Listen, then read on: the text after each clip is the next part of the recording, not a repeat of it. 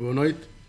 Pensar Política regressa com a presença do Dr. Carlos Brás, ex-vereador da Câmara Municipal do Porto, da Câmara Municipal de Gondomar, e também licenciado em Relações Internacionais portanto, também eu queria dizer qualquer coisa mais, mas agora faltou-me o termo que eu queria dizer relativamente ao Carlos Brás.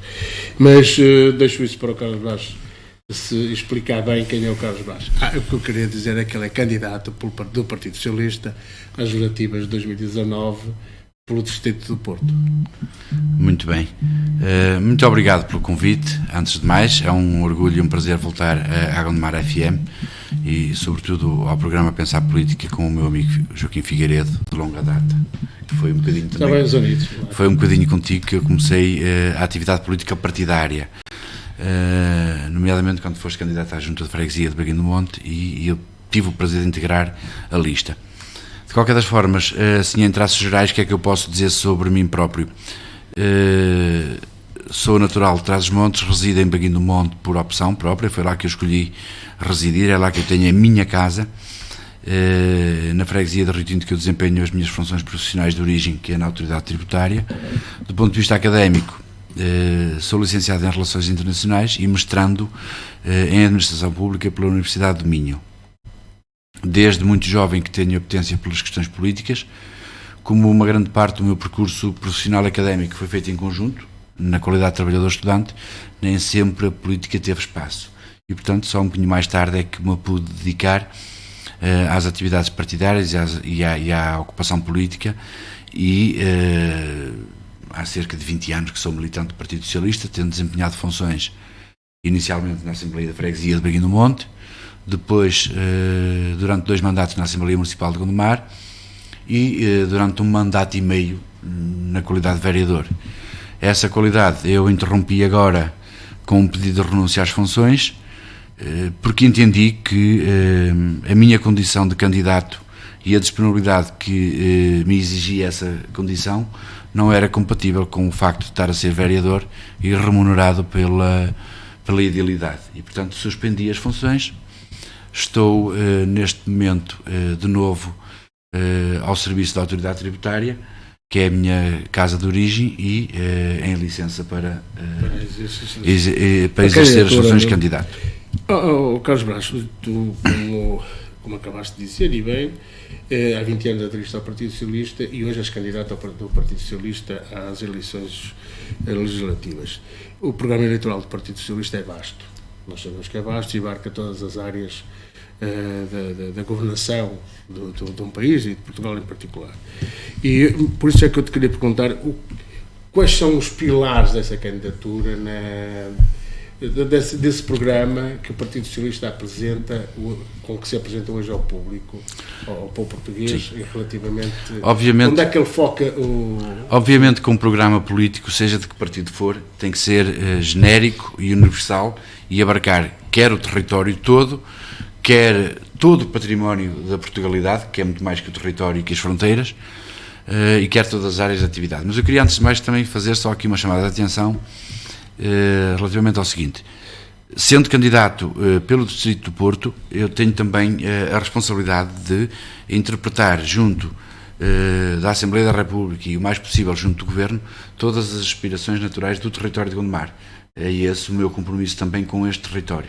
É evidente que levas Gondomar no coração. Levo Gondomar no coração, e sempre sem fugir àquilo que é o Porto. É verdade, sim, é verdade. Sendo o círculo eleitoral o distrito, tenho obviamente sempre presente e terei sempre presente todas as preocupações do território de Gondomar.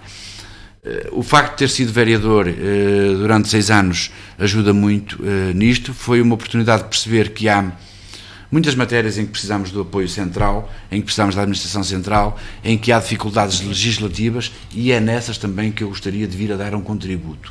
Há áreas como a descentralização, há áreas como os projetos de interesse nacional para o território. Eu gostava de poder dar um contributo e levo essa aspiração.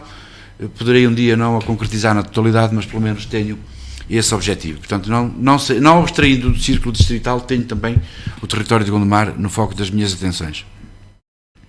Relativamente ao programa que o Partido Socialista apresenta aos eleitores para estas eleições legislativas, obviamente que ele assenta, para ser de alguma forma inteligível a todos, num pressuposto e em 4 pilares base. O pressuposto é o pressuposto da boa governação, e aqui inclui-se tudo que seja a boa gestão dos serviços públicos que o Estado proporciona aos cidadãos. Nesta matéria há uma ambição muito grande de eficácia, de rentabilização, de economia de custos, mas de melhoria de serviços. Este é o pressuposto base que está subjacente a todo o programa eleitoral, é o da boa governação. Depois, o Partido Socialista optou por elencar 4 prioridades para os próximos 4 anos. E, em primeiro lugar, a questão das alterações climáticas e a forma como nós, enquanto poder público organizado, devemos fazer face a essa emergência, não só climática, mas ambiental, as questões da transição energética, as questões da mobilidade sustentável, a reciclagem, a economia circular, todas essas questões que são fundamentais e que estão cada vez mais em cima da mesa, para todos os partidos, e eu acho que esta é uma política, ou uma preocupação transversal a todos os partidos, é a questão da sustentabilidade ambiental. Temos uma segunda preocupação muito grande, que é a questão demográfica, e dentro da questão demográfica incluímos as questões relacionadas com a natalidade, por exemplo, os incentivos que é preciso dar à natalidade para que Carlos, sobre isso, o António Costa aqui em 2015, mais ou menos, por causa da demografia, lançou uma ideia que era muito interessante, que era trazer e ocupar o território com imigrantes vindos de zonas onde de facto a agricultura é rainha, estou a falar nos países da África, nomeadamente, não só, mas também. E como é que está? Tens alguma ideia de como está esse andamento? Porque havia ali uma questão de ceder terrenos para eles poderem cultivar no interior e ocupar o interior do país, que está um bocado tem havido. E é uma questão central para a demografia, não é? Sim. A questão demográfica é uma preocupação transversal. Não é só no setor primário. Sim. E estavas a referir à agricultura, mas é transversal a todos os setores. Nós temos problemas de crescimento económico neste momento, condicionados por questões demográficas e questões de emprego. Sim. Em muitos setores de atividade há falta de mão de obra e, sobretudo, há falta de mão de obra qualificada. Obviamente que essa questão demográfica pode ser colmatada de várias formas. Para os casos de necessidades demográficas ou de emprego ou de mão de obra qualificada, a estratégia que tem vindo a ser seguida, e até um pouco com algumas empresas a liderar isso, é a procura nas universidades em países, sobretudo de expressão portuguesa, como o Brasil, logo com a captação de jovens licenciados à saída das universidades. A questão do setor primário, obviamente que tem vindo a ser colmatada, embora aí tenha havido se tenha desvirtuado um bocadinho o que tu referias, que o António Costa apregoou, que é a questão da mão de obra para o setor primário. Aconteceu e acontece e ainda existe no interior. Isso. E o Alentejo também tem algumas... Trás-os-Montes também tem e as Beiras também têm. Trás-os-Montes não sabia. Tem. E o que é que tem acontecido? Eu sabia que tem acontecido. O Alentejo está com alguma... Tem acontecido que... Mas o sul de Espanha é quase... Aliás, por isso é que o Vox tem os votos que tem, porque há ali uma comunidade migrante muito forte, não é? O que é um facto, que é uma tendência europeia, é que há uma terceirização da economia, logo o setor primário e secundário ficam despovoados e é esses que é preciso ocupar em primeiro lugar, substituir. E, portanto, tem havido a tendência de recorrer ao mercado, no caso da Espanha, ao mercado magrebino, norte da África, no caso de Portugal, um pouco à Europa de Leste, tipo Ucrânia, Roménia, Bulgária, e também alguns subsaarianos, como sejam os PALOPs. Nem sempre tem corrido bem, E os refugiados também? Os refugiados são questões mais particulares que não têm tanto a ver com procura de mão de obra, têm mais a ver com questões humanitárias. Sim, para além disso. Tem mais a ver com questões humanitárias. Obviamente que a integração pode passar sempre pelo setor primário. O que eu te queria dizer há bocadinho no início deste tema era que nem sempre tem corrido bem essa integração de pessoas, de migrantes, para o setor primário, porque muitas das vezes a tendência é subtraí-los ao sistema legal de contributivo, nomeadamente à Segurança Social e ao IRS. Não sendo cidadãos nacionais, muitas das vezes tem acontecido que depois a ideia que é boa é subvertida depois na prática e esses trabalhadores não são integrados de pleno direito. Por isso que a aposta do CEF e da divisão do que é a parte da fiscalização, do que é a parte administrativa, é um projeto do Partido Socialista que será implementado? Eu espero que sim, espero que venha. É uma boa medida. É uma boa medida, porque a diferença é exatamente essa, é entre a intenção e a concretização. A intenção é muito positiva, é boa, depois a concretização, muitas das vezes, se não for acompanhada, desvirtua a intenção original. Mas sim, tem havido um esforço para recuperar a capacidade produtiva no setor primário. E qual é o terceiro ponto? Não, eu ia-te falar do segundo, que é a questão o primeiro, as alterações climáticas, o segundo, a demografia, o terceiro, as desigualdades. A questão das desigualdades, e aqui inclui todo tipo de desigualdades, desde de género até às de todo tipo de discriminações com base na origem, na crença religiosa, e o PS é um partido que fundamenta muito a sua ação na eliminação de todo tipo de discriminações e de rendimentos de género, de origem, para que possa haver, nós entendemos, o Partido Socialista e na maioria dos casos partidos com matriz social-democrata, que as desigualdades são geradoras, muitas das vezes, de conflitos e de tensões dentro das sociedades. E, portanto, ao poder político compete atenuar todo tipo de desigualdades de forma a fortalecer a coesão territorial e a coesão demográfica dentro do país. Este é o terceiro pilar. O quarto pilar é a questão do desenvolvimento da sociedade digital, da criatividade e da inovação.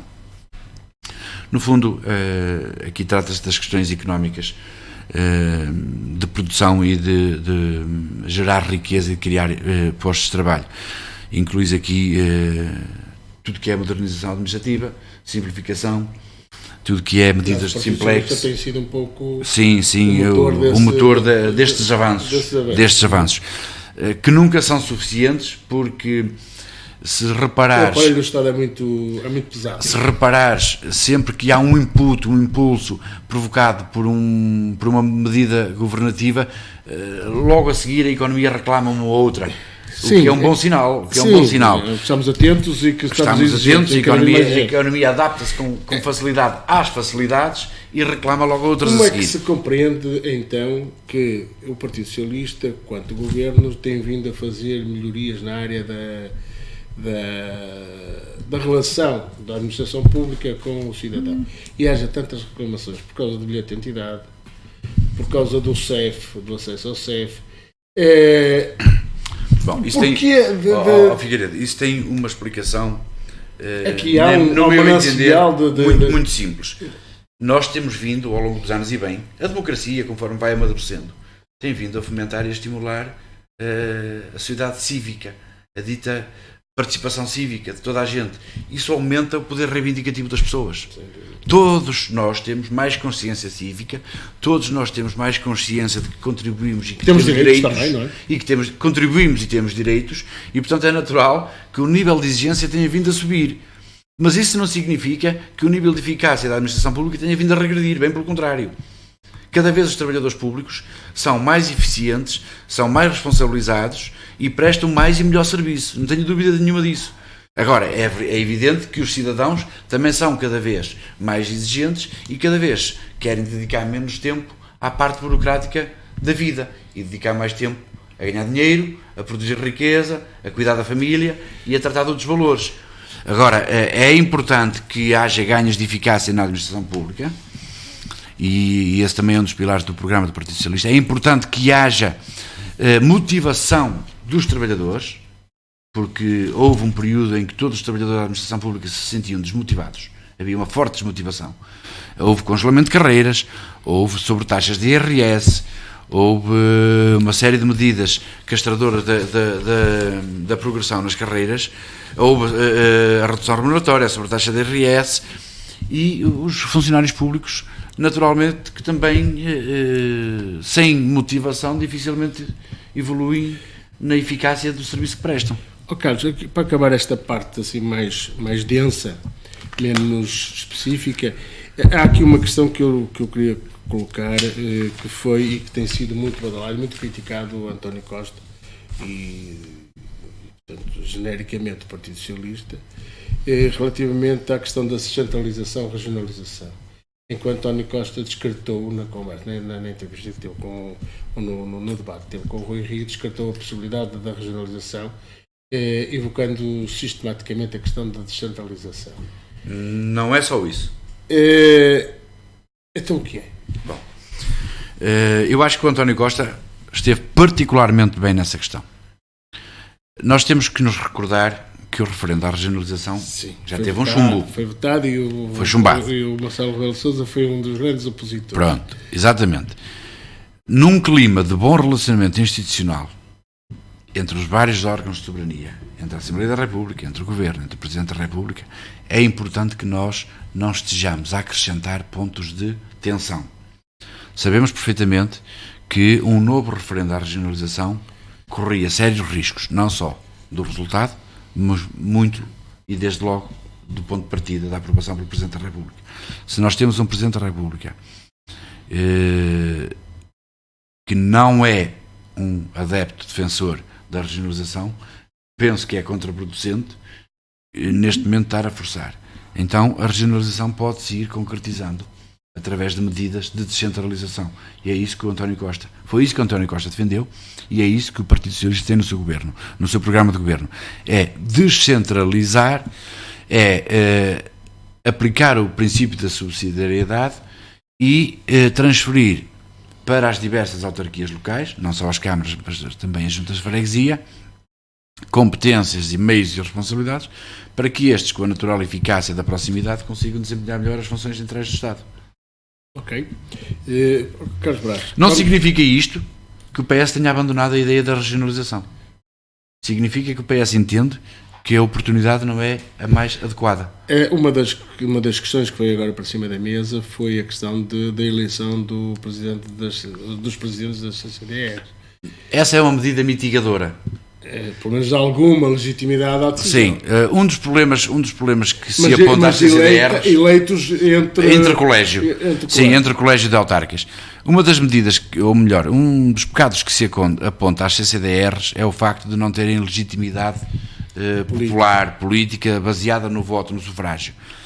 Bom, eventualmente o facto de se vir a escolher o presidente da CCDR por eleição colegial dos presidentes de Câmara, não sendo uma solução, porque não é um voto direto. É uma solução, mas não é uma boa solução. Não é ideal, não sendo a solução ideal, é uma solução que mitiga, de facto, essas críticas e essas lacunas de legitimidade popular. É um passo no caminho certo, obviamente que sim. Em vez de ser indicado pelo governo e nomeado, ser escolhido entre os autarcas é melhor. Mas isso levanta outra questão. Será que os autarcas estão disponíveis para ceder muito do seu poder a um presidente da CDR? Os autarcas... Vai ter que ter poder de decisão para algumas matérias, não é? Sim, os autarcas. Tirando ou dando... Figueiredo, a experiência que eu tenho destes últimos 6 anos é de que os autarcas, nenhum deles está agarrado a esta ou àquela competência em particular. Já fizeram transferências de competências na vertical, para cima, para as áreas metropolitanas. Sim. Nós assistimos na questão dos transportes. Sim. E esse não é um problema para nenhum autarca. Aliás, tens aqui perto um serviço intermunicipalizado de recolha e tratamento de lixos, em que houve uma delegação de competências dos municípios para uma entidade supramunicipal. Eu penso que nenhum autarca, nenhum presidente de Câmara tem nenhum fantasma quanto a esta matéria, de delegar, seja para cima, seja para baixo. O problema é perceber que há eficácia e que há ganhos nessa delegação. No caso das áreas metropolitanas e no caso dos transportes em particular, não vi nenhuma resistência por parte de nenhum presidente de Câmara a essa delegação de competências. Portanto, no partindo deste pressuposto e aplicando por analogia às CCDRs, não vejo que nenhum autarca crie problemas a isso, desde que haja um ganho de energia, de eficácia, e desde que a matéria a ser tratada se revele de interesse supramunicipal. Claro, ele também tem que ser uma pessoa inteligente e saber gerir os conflitos com os próprios autarcas. Depois, além do mais, essas delegações de competências são sempre aprovadas em Assembleia e podem ser sempre revertidas, como nós já vimos em algumas situações. Carlos, o Partido Socialista tem vindo sistematicamente, ou na sua campanha eleitoral, a definir um conjunto de áreas onde a política de investimento deve ser prosseguida com intensidade. Queres falar sobre a política de investimento no programa eleitoral do Partido Socialista? Sim, há várias áreas onde o investimento, estás a falar de investimento público. Sim, claro. Estás a falar de investimento público suportado pelo Orçamento do Estado. Claro. Que é esse que nos interessa. Embora nas medidas de governo haja também sempre a possibilidade de condicionar o investimento privado e de orientar. Sim, sobretudo dar condições para o investimento privado também ser ele ao nível fiscal. Tens muitas medidas de incentivo para que as medidas de investimento, e isso está no programa, já vamos ao investimento público, mas já agora que falamos disso, deixa-me só dizer-te que o PS privilegia neste programa para os próximos 4 anos algumas medidas de desagravamento do IRC que têm como pressuposto o reinvestimento na própria atividade empresarial, o que significa que todo o lucro tributável será menos tributado se for reinvestido do que se for distribuído. Mas isso já existe. Mas temos aqui algumas medidas concretas para que isso, nomeadamente ao nível das deduções. No que diz respeito ao investimento público, há medidas concretas e há projetos concretos na área da mobilidade e dos transportes muito, muito grandes. Temos também no Serviço Nacional de Saúde um reforço de investimento, na educação e na área dos transportes, aqui muito ligado à transição energética e ao regresso à ferrovia, que tu me falavas, já me tinhas falado. É uma aposta deste governo voltar a levar a ferrovia a cada uma das capitais de distrito do país. Percebeu-se claramente. O Partido Socialista apresentou ultimamente a ligação Friamundo, Marco, Friamundo, Caíde. Sim. Ali naquela zona que... Do Douro, sim, com a eletrificação de parte da via, sim, mas a ambição é muito superior a essa. Através do programa Ferrovia 2020, é ampliar a rede. Primeiro, recuperar a que existe para que a velocidade média das composições seja superior e passe a compensar em detrimento do transporte rodoviário. Só podes ter os operadores económicos a optar pelo comboio quando ele for mais eficaz, mais barato que o transporte rodoviário. Portanto, dos grandes... Propostas ambientais, não é? Para além das... Mas normalmente e por princípio... os operadores económicos não são sensíveis a isso, são sensíveis ao lucro. Não é? E quando o lucro choca com a questão ambiental, eu não tenho grandes dúvidas qual é que fica para trás. Temos visto. Não é? Pronto. Portanto, o governo o que tem que fazer é criar condições para que a ferrovia seja mais atrativa do que a rodovia, para os privados terem essa como prioridade. Isso está no programa de governo do Partido Socialista e desde logo através da requalificação das linhas e do material circulante. Primeiro a qualificação da ferrovia e depois do material circulante. Nós perdemos uma das melhores empresas que tínhamos na área da ferrovia, que era a EMF, depois transformada na Bombardier, e que hoje está outra vez a ser retomada. Penso eu, não sei. Ao nível da ferrovia... Será uma aposta a fazer para o futuro, a manutenção. Criar uma empresa de grande espectro para a produção das... À semelhança do que temos também já na parte aeronáutica. Sim. À semelhança do que temos na parte aeronáutica. Sim, em Beja. Beja. Perdi-me agora um bocadinho. Na questão da ferrovia, o que eu te dizia é que é importante regressar à requalificação das linhas para aumentar o nível da velocidade média e, além disso, expandir a rede. Nós, na ferrovia, e era aí que eu queria retomar, na ferrovia aconteceu-nos um fenómeno muito semelhante ao que aconteceu na agricultura e ao que aconteceu nas pescas. Durante muito tempo andámos a ser desincentivados da utilização e convencidos de que éramos pobres. Quando éramos ricos podíamos andar de carro. Exatamente. Éramos pobres se andássemos de comboio, éramos pobres se tivéssemos agricultura e éramos pobres se tivéssemos pesca. Não é verdade? Hoje os tempos mudam e as realidades vão-nos mostrando. Há uma forte aposta no mar e temos tirado bons proveitos. Aliás, com a dimensão gigante da nossa zona económica exclusiva, nós somos um país privilegiadíssimo para tudo o que diga respeito à economia do mar. E relativamente... Não é só a pesca, há outros elementos. A economia do mar vai muito para lá da pesca. Desde a investigação científica até ao turismo, até à mineração, temos um potencial muito grande na nossa zona económica exclusiva. Uma aposta que foi feita nos últimos anos, no século que governo, foi a produção em cativeiro, digamos, de peixes, da dourada. A piscicultura, sim. A piscicultura. Sim. Se calhar até dourado, robalos, que é em meio natural. Do que os aviários. Não direi. Vamos para o programa do Pampa, não?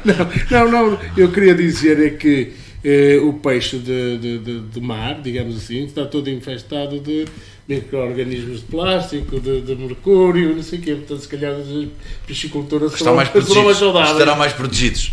Eventualmente, eu acho que a água é a mesma, mas se calhar tem redes que impedem o acesso dos plásticos flutuantes. Por exemplo, isso vale a pena também brincar com as coisas. E o Serviço Nacional de Saúde, que tem recebido severas críticas por parte de todos, apesar dos investimentos que foram feitos. O que é que se passa no Serviço Nacional de Saúde? Figueiredo, o que eu te posso dizer sobre o Serviço Nacional de Saúde foi um bocadinho o que eu já te disse sobre a consciência cívica que todos nós vamos tendo. É evidente. Mas será só a falta de. Não. É evidente que houve, sobretudo, antes deste governo que agora está a terminar funções, um desincentivo da utilização do Serviço Nacional de Saúde, por várias vias. Uma, porque aumentou-se o preço dos custos diretos dos utilizadores, leia-se taxas moderadoras e todos os custos inerentes aos meios de diagnóstico. Os portugueses começaram a perceber que alguém lhes estava a indicar que o caminho da saúde privada era o mais adequado e dos seguros de saúde que era o mais adequado, e isso de alguma forma penalizou o Serviço Nacional de Saúde. Houve agora um ciclo em que se tentou inverter essa tendência, se têm vindo a descer os custos diretos com o acesso à saúde pública, mas obviamente que os quadros clínicos e de apoio também estão de alguma forma a necessitar de reforço, e por isso se calhar num ou noutro caso tem havido algumas filas de espera em consultas, mas é uma aposta fundamental do Partido Socialista a questão da saúde, desde logo nos cuidados primários, para que se evite depois e se previna uma utilização mais agravada em fases posteriores da idade, e os paliativos, mas pronto, os paliativos têm que ser obrigatoriamente, porque faz parte das nossas obrigações sociais também. Mas sim, há alguma melhoria que é preciso introduzir na questão não só do investimento na saúde pública, mas também da eficácia dos cuidados prestados. Não está tudo feito ainda. Política ambiental. Nós temos, ultimamente, temos várias contradições dentro daquilo que é, não digo que dentro do que é as questões ambientais. Por um lado, dizemos que temos uma energia cara, embora seja limpa. Será que podemos aderir aquilo que nunca aderimos, que era a nuclear, que é muito mais... Não, eu penso que isso está fora de questão. Aliás, foi notícia um dia destes a desativação do único reator nuclear que existiu em Portugal até hoje, embora só para fins científicos de estudo. Acho que nós estamos, felizmente, Portugal está livre dessa possibilidade, e eu espero que nunca mais... Mas é por isso que se calhar pagamos energia mais cara do que os outros, que têm... Eventualmente admito que sim, admito que... Porque eles não têm os custos, não atualizam os custos Figueiredo, de desmontagem... Nós todos sabemos que a energia nuclear é mais barata, é mais eficaz, só que tem maiores riscos, quer para o presente, quer para o futuro. Portanto, acho que nós, em Portugal, fizemos uma opção boa de não ir pela via da energia nuclear. Nós temos visto problemas constantes e permanentes em vários países, não só com a utilização de energia nuclear e a produção, mas, acima de tudo, com a desativação depois dos reatores.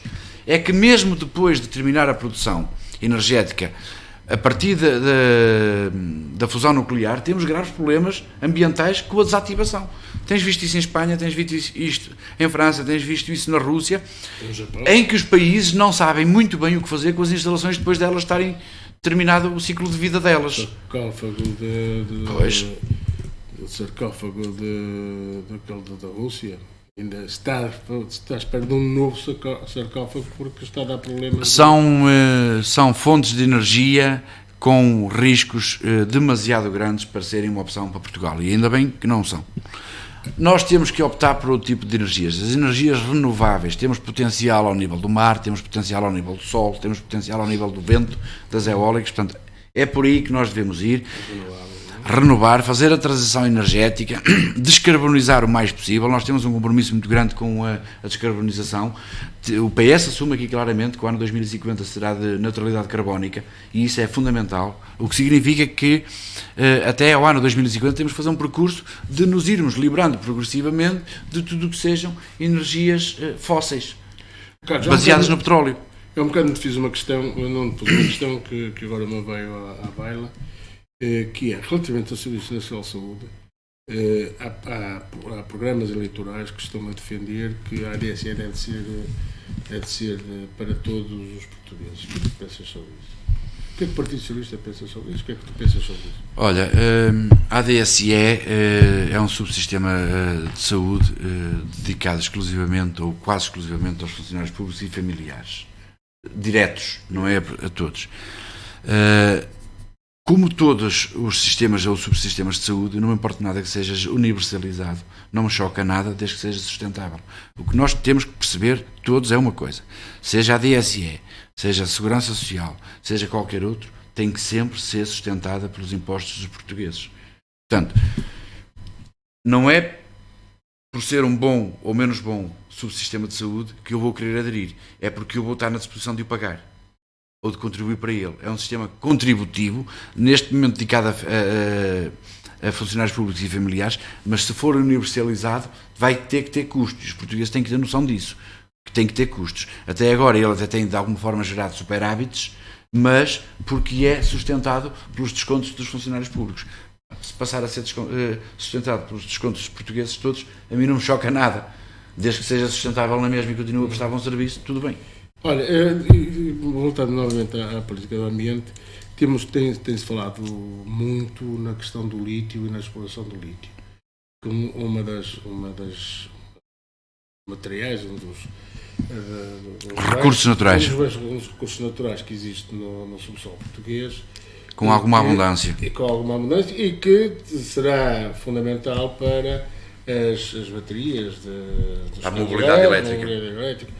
Como é que vês esta questão do lítio e que inserida nesta questão da proteção do meio ambiente, porque será fundamental, quer a questão da produção, a exploração do lítio, quer a questão das baterias em fim de ciclo de vida, não é? Porque temos que pensar que temos que fazer alguma coisa daqui quando elas deixarem de servir. Bom, relativamente a isso, o que eu acho é que devemos ter um comportamento exatamente igual ao aproveitamento de todos os recursos naturais. Isto é, eles existem, devem ser aproveitados, devem ser explorados, devem ser postos ao serviço do país o mais possível, sempre com preocupações de sustentabilidade. Isto é, não os esgotar imediatamente e toda a atividade inerente não provocar maior dano do que benefício. Penso que esse que é o princípio que deve estar subjacente a toda a exploração de recursos naturais.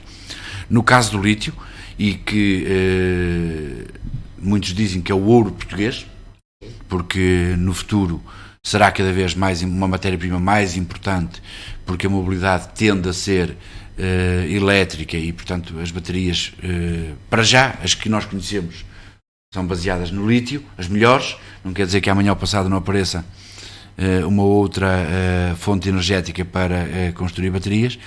Eu acho que o lítio deve ser explorado, acho que o lítio deve ser explorado de forma sustentada e regulada. O Estado tem que acompanhar, através do Ministério do Ambiente, são instituições que têm mecanismos próprios de fiscalização e de verificação. Não é drama nenhum para mim que se faça a exploração disso, sempre salvaguardando as questões ambientais e de sustentabilidade.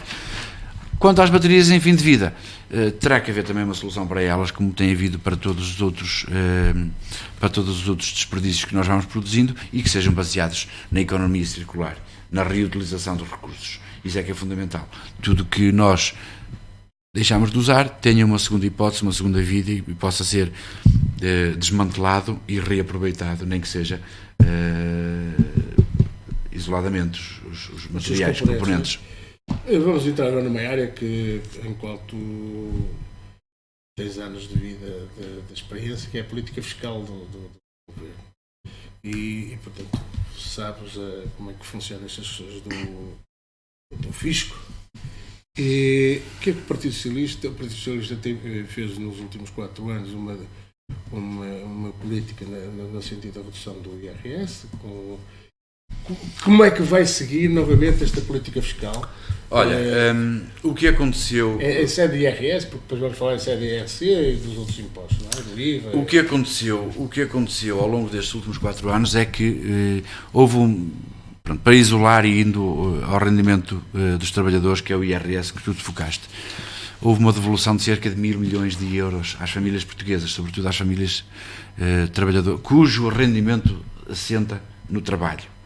Há outras famílias que têm outras fontes de rendimento, a propriedade ou direitos reais, mas para os trabalhadores houve uma devolução de cerca de 1.000 milhões de euros nestes últimos 4 anos. E porquê?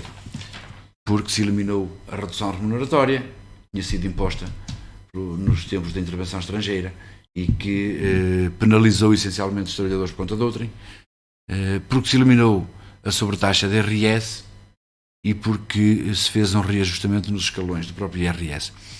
O que o Governo prevê para os próximos 4 anos é exatamente na mesma medida, devolução de rendimentos e melhoria de rendimentos para os trabalhadores, sobretudo através de um reajuste nos escalões de IRS.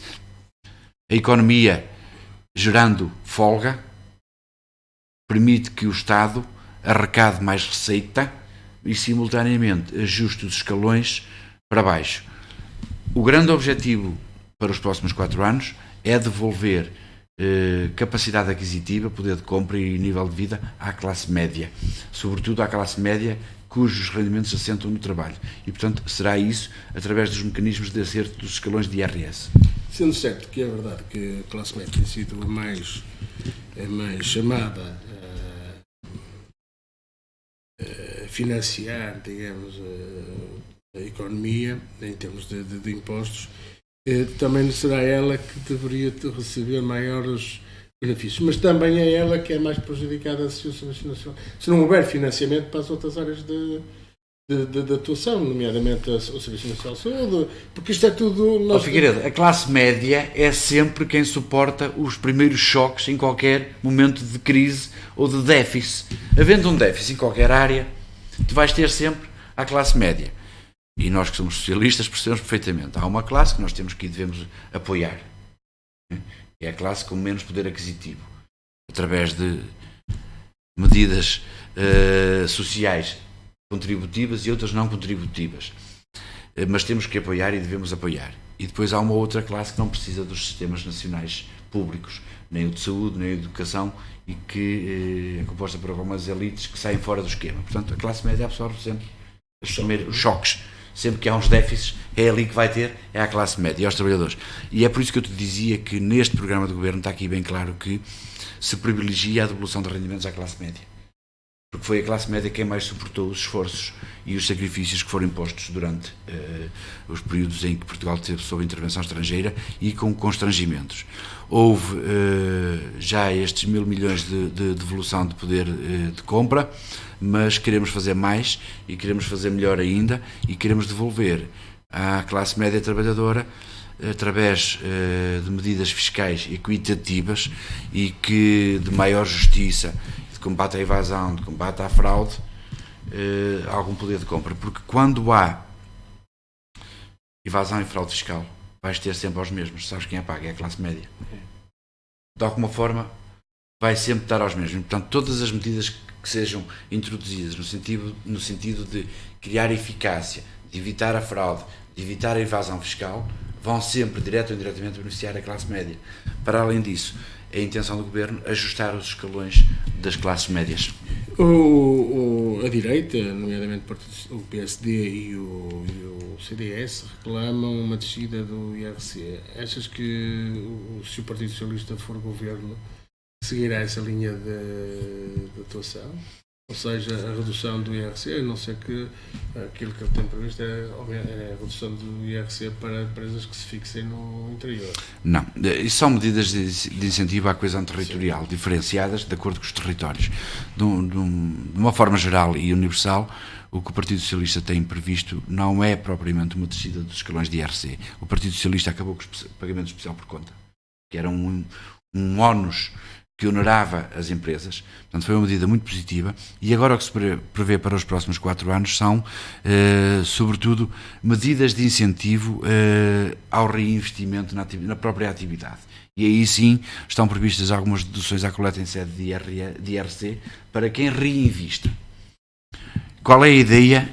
É criar uma economia mais dinâmica, e impedir a descapitalização das empresas, que é isso que se tenta impedir aqui, é que as empresas sejam descapitalizadas através da distribuição de dividendos e se foquem mais na capitalização e no reinvestimento na própria atividade. Tendo acabado com o pagamento especial por conta, a ideia é precisamente aumentar a capacidade de deduções, o que liberta também capitais. Se tu tiveres mais deduções, logo no fim vais ter menos matéria coletável, vais ter mais margem disponível. Se essa margem disponível, em vez de ser distribuída, for reinvestida, tens benefícios fiscais acrescidos. Essa é a orientação para os próximos 4 anos. Relativamente ao IVA, tem-se vindo a reclamar uma descida do IVA na energia e no gás. Será a linha que o Partido Socialista vai perseguir? Ou... Estava já prevista na anterior legislatura a descida do IVA da eletricidade. Mas isso é um rumbo forte na receita. O problema é esse. É que nós, quando cortamos um imposto, estamos sempre a cortar depois. Isso leva a outra questão a seguir, que é saber onde arranjar dinheiro para financiar as políticas públicas. Nós podemos todos reclamar descida de impostos, podemos todos reclamar aumento de serviços públicos, podemos todos reclamar melhores condições de vida, mas tudo isto tem que ter uma linha de bom senso, que é a questão do financiamento do nível de serviço a que estamos habituados. E se tu reduzis a receita, não podes garantir o mesmo nível de prestação de serviços. E, portanto, o IVA, o que é que tem acontecido e que permite o fenómeno é este, é que, de facto, as medidas dos últimos 4 anos permitiram algum desafogo económico no país. Esse desafogo económico gerou riqueza. Essa riqueza gerou mais receita fiscal. E o que às vezes alguns confundem com o aumento de taxas de impostos. Não, a receita fiscal tem vindo a aumentar de facto porque a base de incidência que a economia tem estado melhor. Agora, essa folga não pode ser eternamente usada para descer taxas, porque senão, depois, e nós sabemos que a economia é feita de ciclos, melhor que eu, sabes que há ciclos na economia e que a seguir a um ciclo de crescimento há necessariamente um ciclo de recessão. E se nós aliviarmos... As curvas. Exatamente, as curvas dos ciclos. E se nós aliviarmos prematuramente a carga fiscal, a seguir vais ter que agravar necessariamente. As medidas... O que se espera de um governo é que faça a gestão dos impostos de forma a contrariar o mais possível os ciclos da economia e a prevê-los antecipadamente. É isso que se deve fazer. Nós não podemos reagir de forma imediatista a um aumento de receita fiscal. Está bem, vamos cortar as taxas de impostos. São medidas populistas e agradáveis para todos. Qualquer governo gostaria de fazer isso. Reduzir as taxas. Só que a seguir tens um problema e não tens folga nenhuma para fazer face ao problema. E lá vais tu agravar as taxas imediatamente no dia seguinte. E a política fiscal não pode ser só, ou não deve ser só, uma política de arrecadação de receita. Tem que ser muito mais que isso. Tem que ser uma política de coesão territorial, de coesão social e que garanta a estabilidade.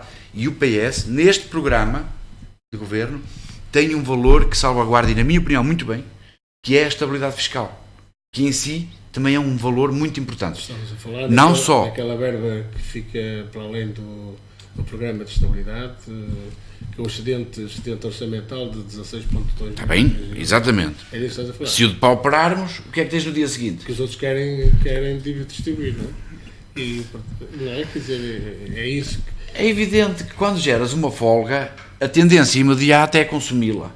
Mas isto é como a nossa gestão familiar.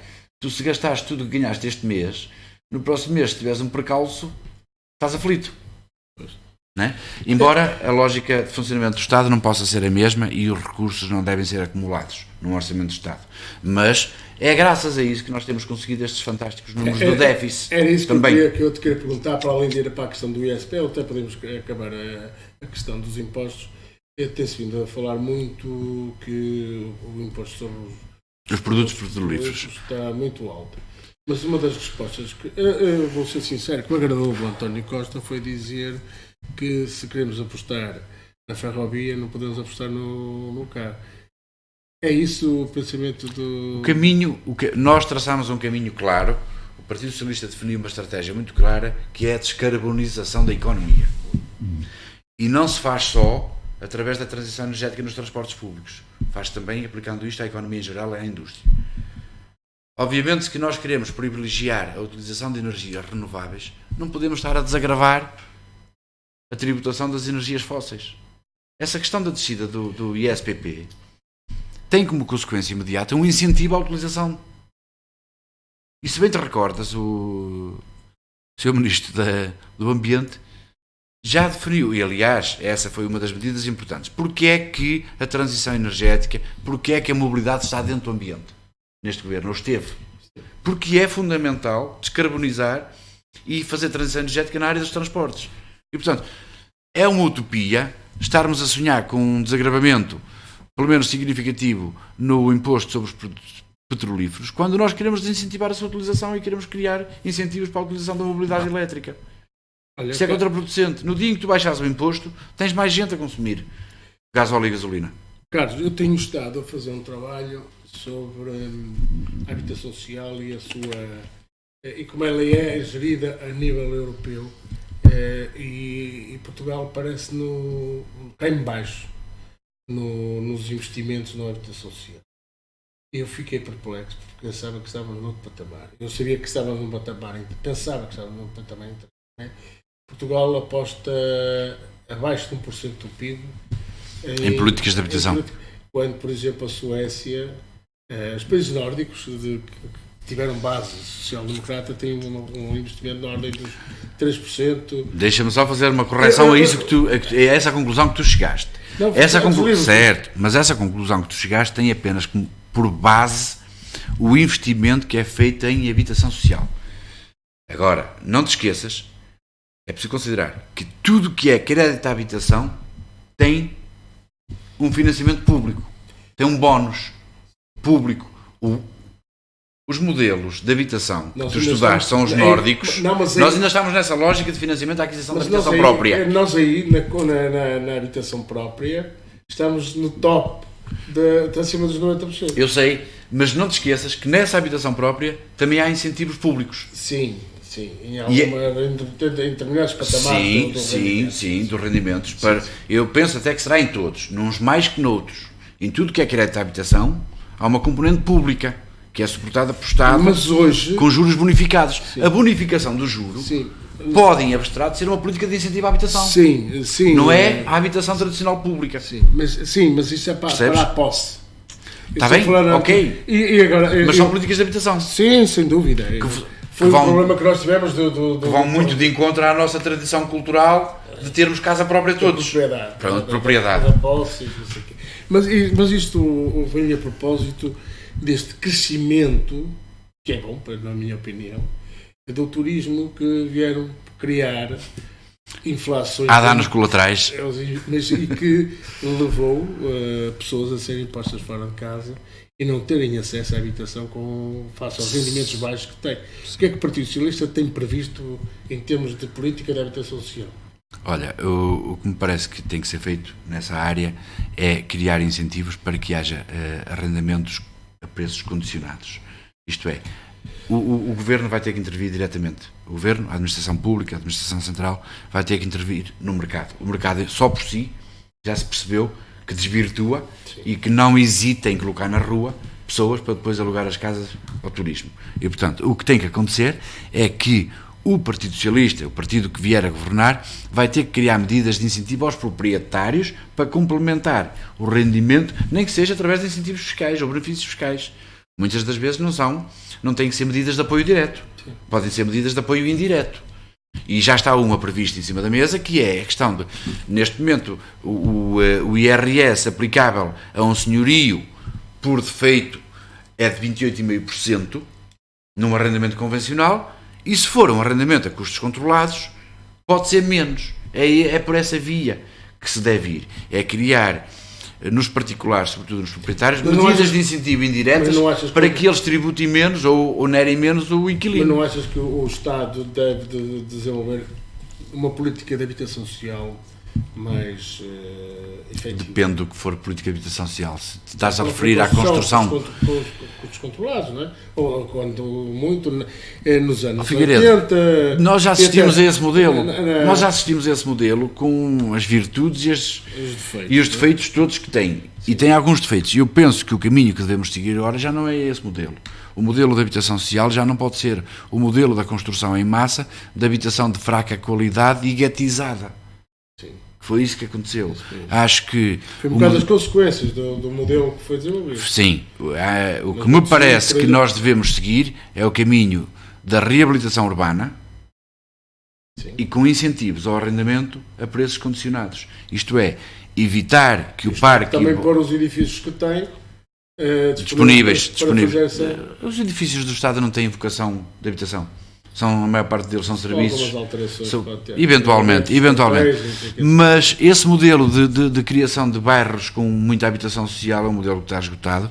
Acho que nós devemos ir pela questão... Está desde os anos 90. Pela questão do incentivo aos proprietários para a reabilitação. O Matosinhos foi o primeiro a fazer um modelo diferente, que foi os bairros sociais com alguma qualidade na construção. Nós temos aqui em Gondomar também casos desses, tivemos muita habitação construída a custos controlados. Sim. E depois colocada à disposição das populações. Eu lembro-me de um bairro social construído, já não sei, agora não me recordo, era um projeto do Cisa Vieira, que... ali na Senhora da Hora, acho que ali na eventualmente. Senhora da Hora, de Matosinhos, por causa daquilo que disseste bem, da guetização e da fraca qualidade construtiva, que depois a própria qualidade também gera que os comportamentos não sejam os mais adequados. Não é? Carlos, agora para acabarmos, antes de dar o tempo para tu falares do que é que pensas enquanto deputado. Enquanto deputado não sei o que é que penso. Enquanto candidato sei. Enquanto candidato e enquanto um dos proponentes, digamos, de um projeto político, falamos desse projeto político, dá-te a liberdade para falar sobre isso, se está debaixo de uma das questões que te estou a colocar, mas há uma coisa que eu te queria falar para acabar estas questões, que é a questão da gestão da dívida pública que foi feita nos últimos anos e o déficit. E as cativações? As cativações são adequadas, são bom, olha, não sei, deixa-me sobre isso, como sabes, é uma matéria onde me sinto particularmente à vontade e agora regressando um bocadinho ao início da conversa e ao facto de ter renunciado às funções de vereador, filo muito também porque senti que estava cumprido o meu dever enquanto responsável financeiro da autarquia. E com muito orgulho que te posso dizer e afirmar a todos os gondomarenses que saio da Câmara com a situação financeira perfeitamente regularizada, perfeitamente saudável, porque eu entendo que temos obrigações e responsabilidades, mas temos que gerir bem a casa para poder cumprir essas obrigações e assumir essas responsabilidades. E do ponto de vista financeiro, a Câmara Municipal de Gondomar está como nunca esteve, e o do ano 2019 foi seguramente o melhor ano financeiro da história desta autarquia. Garanto-te eu. O próximo relatório de contas vai demonstrar isso claramente. Sobre a questão da gestão da dívida pública, é evidente que nós aproveitamos, não tirando nenhum mérito ao nosso super-ministro das Finanças, ao Centeno, reconhecido não só dentro do território, mas também fora. nós aproveitámos uma conjuntura favorável internacional e foi muito importante a ação do Banco Central Europeu aí. E eu espero que esta próxima governadora do Banco Central prossiga as mesmas medidas que o Mário Draghi prosseguiu em termos de incentivo à economia e de contrariedade aos ciclos económicos. Foi muito importante a aquisição de dívida pública por parte do Banco Central Europeu. Muito importante. Muito tarde, porque em 2010 ou 2009, se não se percebido disso, não tinha chegado à intervenção da Troika nos países... Em Portugal, mas nomeadamente em Espanha, que não veio à troca. Também, nós apercebemos-nos e eles também se aperceberam tarde. Pois. Só quando as coisas começaram a dramatizar. Já houve alguém que falou nisso. Sim, quando as coisas começaram a dramatizar é que o Banco Central Europeu percebeu que tinha que intervir diretamente. Com outra força, não é? Pois. Pronto. E portanto, sobre a política. O holandês, o socialista holandês, também. Que gastávamos dinheiro em mulheres e vinho.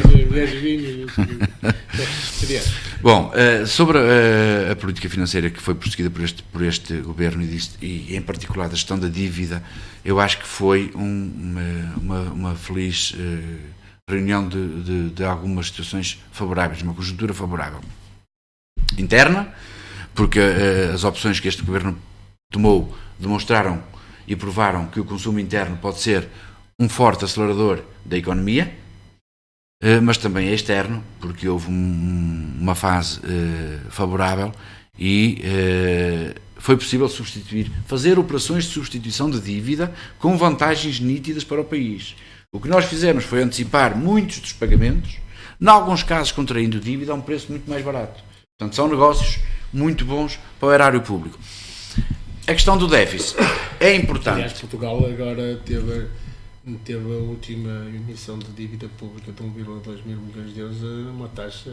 Perto do zero. Abaixo do zero, quase. Ou abaixo do zero. Pois. É para tu veres ao que isto chegou. É, 5 anos. É para tu veres ao que isto chegou em 5 anos. Em 5 anos que isto aconteceu. Portanto, a questão do déficit, dizia eu, é uma questão também fundamental, não só para a parte contabilística das finanças, mas é fundamental como motivadora para os portugueses, geradora de confiança. Porque o que é o déficit? É a diferença entre o que produzes e o que gastas. E quando os portugueses começaram a perceber que, afinal, nós não estávamos tão longe de chegar ao equilíbrio zero, recuperaram também muito do seu orgulho, da sua dignidade, do seu prazer. E é fundamental que haja boas contas para animar não só a economia, mas também a população em geral. Ficou aqui de fora uma coisa que me está a preocupar enquanto economista, que é a questão das importações e de não haver capacidade para a alteração das produção interna pelas importações. Isso é uma coisa que me preocupa. Estás a falar de medidas proteccionistas, não? Não, eu estou a falar de produzir internamente aquilo que importamos. E, por exemplo, é uma questão, ainda ontem... Figueiredo, nós somos uma pequena economia aberta. E como pequena economia aberta, estamos sujeitos a essas coisas. Nós nunca poderemos aspirar a substituir tudo. Não é substituir, mas, por exemplo... Senão depois também nos exportamos. Mas também a dupla face, não é? Mas há muitas coisas que nós podemos importar, que nós podemos produzir internamente, nomeadamente nas questões agrícolas, que nós ainda somos um importador líquido de produtos agrícolas, e há coisas que nós podemos importar, podemos produzir internamente, e é uma das coisas que está a preocupar o aumento, mas já o economista está a falar, o aumento de rendimento, que está a levar a uma maior importação de bens de consumo. Acontece sempre que a economia cresce. Pois, mas... Há sempre uma apetência pelo bem importado. Eu acho que há uma lição que nós devemos ter tirado, e não fomos ainda capazes de tirar. É com a folga consumir mais made in Portugal. O made in Portugal. Quando temos folga, consumir mais made in Portugal. Para haver ali, portanto, um certo equilíbrio para isso. Bem, estamos a chegar ao fim mesmo, e eu agora tens cerca de 2 minutos para falares. Bom, entenderes, sem estar debaixo de condicionado. O que eu queria transmitir, ou o que eu posso transmitir aqui neste período em que tu me dás a liberdade de me dirigir aos ouvintes da Gondomar FM e sobretudo aos gondomarenses em geral, é que estes 4 anos, estes últimos 4 anos em Portugal, constituíram, para quem se dedica um bocadinho às questões da ciência política e à investigação política, um verdadeiro estado caso de estudo, um case study.